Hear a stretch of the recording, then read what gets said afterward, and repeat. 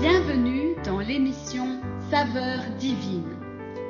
Cette bonne nouvelle du royaume sera prêchée dans le monde entier pour servir de témoignage à toutes les nations. Alors viendra la fin. Ce pain céleste vous est présenté par Immaculée Niraneza.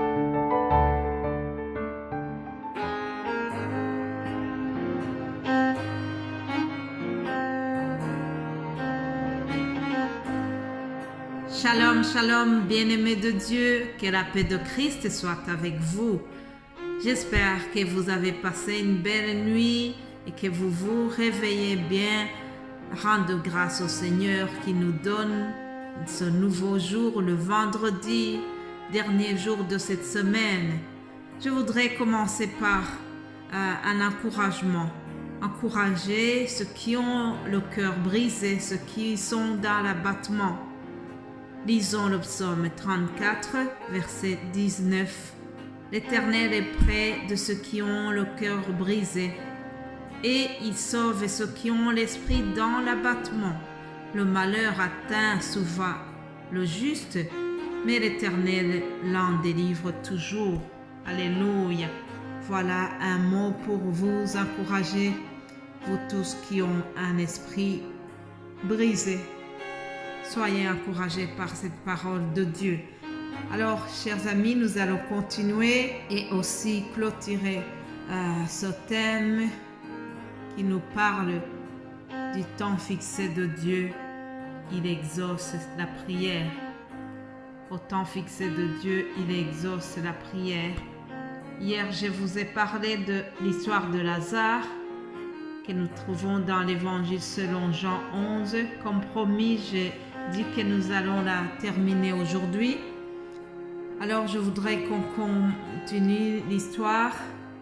Si nous voyons au verset 17, nous remarquons que lorsque Jésus est arrivé dans la famille de Lazare, ça faisait 4 jours qu'il était dans la tombe. Alors les 4 jours pour Marthe et Marie ainsi que pour toute la famille, c'était déjà trop tard. On lui a dit, Seigneur, il est déjà en décomposition. La famille trouvait que Jésus était en retard. La famille trouvait qu'il n'y avait plus d'espoir. Humainement parlant, c'était irréversible. Il n'y avait plus rien à faire. Cependant, la parole de Dieu me dit que rien n'est impossible à Dieu. Alléluia. Rien n'est impossible à Dieu. Les 4 jours, ça peut être aussi les années que tu viens de passer dans ton chômage. Les 4 jours, ça peut être les années que tu viens de passer dans la solitude. Les 4 jours, ça peut être aussi les années de ton inquiétude. Chers amis, si tu viens de passer autant d'années, X années, aujourd'hui je viens te dire ceci. Ne considère pas la durée de ton épreuve. Pense plutôt à la puissance de Dieu qui agit dans toutes les situations. Alléluia. Continuons au verset 21. Nous voyons qu'on fait une reproche à Jésus. Marthe lui dit, Seigneur, si tu avais été ici, mon frère ne serait pas mort. Ah, un reproche. Au verset 33, deuxième reproche. Marie reproche aussi à Jésus. Je dis ceci, Seigneur, si tu avais été ici, mon frère ne serait pas mort. 2 reproches. Les 2 sœurs reprochent à Jésus d'être en retard. Mes bien-aimés de Dieu, souvenez-vous de ce que j'ai dit hier.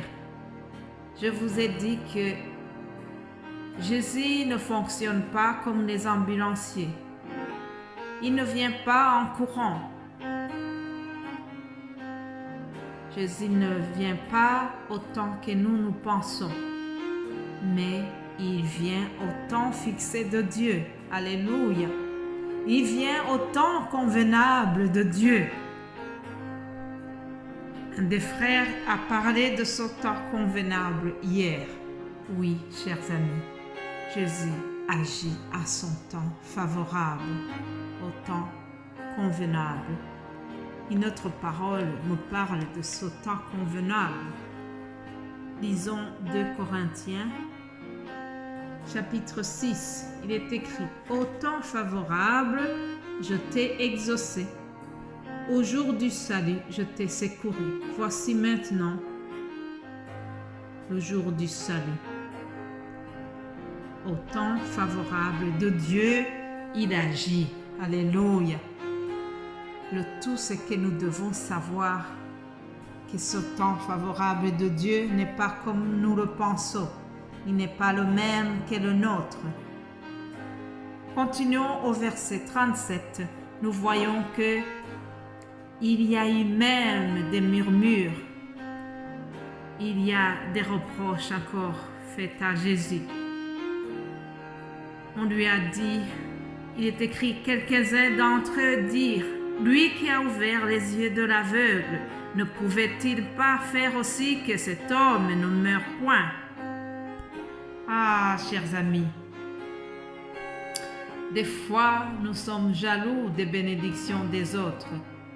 Gardez-vous d'être jaloux des bénédictions que les autres ont eues. Si quelqu'un a été guéri miraculeusement, ne sois pas jaloux de lui. Si quelqu'un a été béni d'une manière ou d'une autre, sois heureux pour lui, au lieu d'être jaloux, au lieu de murmurer. Alors, nous voyons aussi au verset 39, lorsque Jésus arrive dans la famille, on lui dit: Seigneur, ça fait 4 jours, il sent déjà, ça fait 4 jours, il sent mauvais, il est en décomposition. Encore une fois, on est en train de dire: tu es venu en retard, il n'y a plus rien à faire. Peut-être que toi aussi tu te dis: Dieu est en retard dans mon problème. Mais aujourd'hui, je suis mandaté pour te dire, te rappeler que Jésus n'est pas limité dans le temps. Alléluia. Sarah et Abraham ont eu leur enfant, ont eu le fils Isaac, malgré qu'ils étaient en âge avancé. La fois passée, je vous ai parlé de Élisabeth et Zacharie, qui ont eu aussi Jean-Baptiste en âge avancé. Tout cela parce qu'au temps fixé de Dieu, il accomplit ta prière et le temps favorable de Dieu n'est pas le nôtre. Chers amis, considérons le temps favorable de Dieu.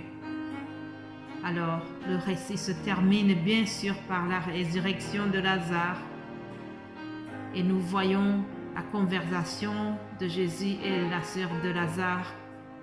À la fin, il lui dit: ne t'ai-je pas dit que si tu crois, tu verras la gloire de Dieu? Ah, voilà, la gloire de Dieu, c'est ça qui est en jeu dans ce passage. Il fallait montrer, il fallait faire éclater la gloire de Dieu.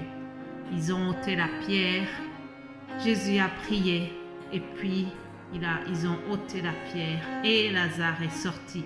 Jésus a crié: Lazare, sors, au verset 43. Amen. Et Lazare est sorti. Alléluia.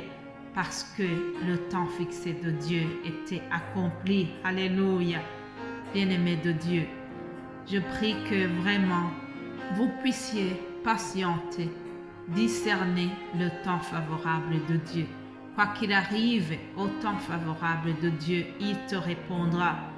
Je prie que tu sois patient dans l'affliction. Jésus t'a entendu. Jésus n'est pas en retard. Jésus ne t'a pas oublié. Il viendra te secourir en son temps favorable. La semaine prochaine, nous allons vous donner les exemples des gens qui ont vu leur prières être exaucées après un temps favorable de Dieu. Passez une excellente journée, bon week-end et on se retrouve lundi par la grâce de Dieu. Amen.